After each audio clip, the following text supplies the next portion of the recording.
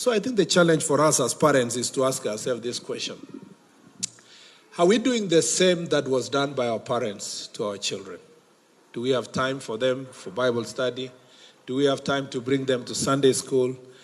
Do we recite memory verses with them? Are we just talking about the old good days when we used to be taught the faith, and at home we are whipped by our parents, and yet we reminiscent those days, but we never do anything about it for our children and our grandchildren? I think that as such, part of the problems that bedevil our country is the failure of our generation to create time to do what our parents did and our grandparents did.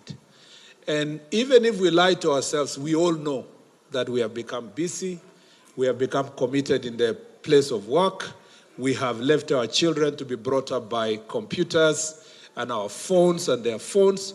We have left television to take charge of our children.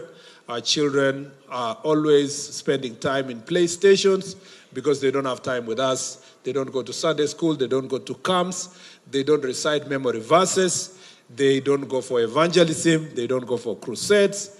And those are the things we did. It doesn't matter whether we are no longer doing now, but it is that foundation that has made us to be the people we are now. So if you see our children burning schools, burning their friends, doing the things they are doing, it is a reflection of the things we fail to do daily in our private closets to our children. And that's why it's manifesting itself in the nation.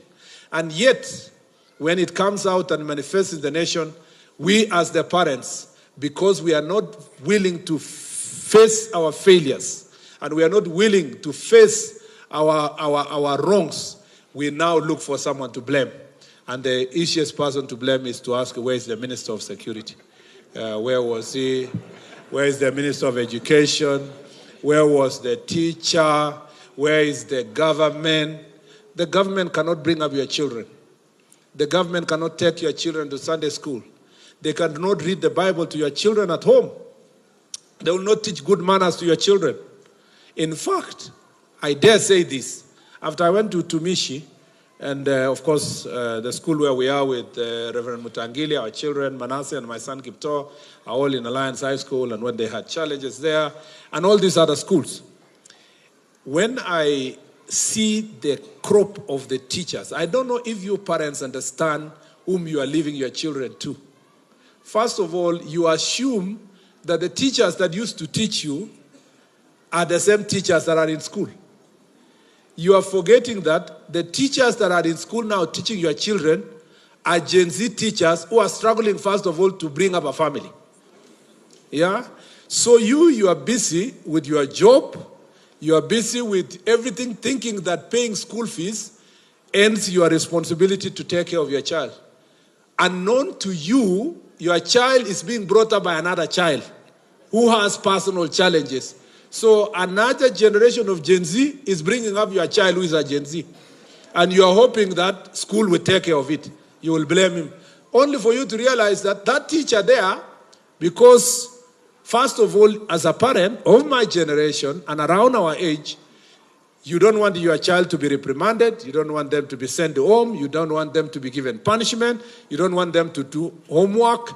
You want to negotiate everything with your child and the teacher to negotiate with them.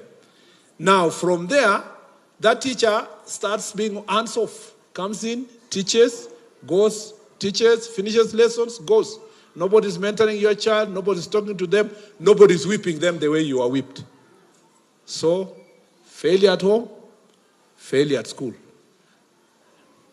I want to say this. Where is the solution? The solution is in Sunday school. The solution is to have properly working churches and parents who can bring their children to the house of God, where they can be taught in faith,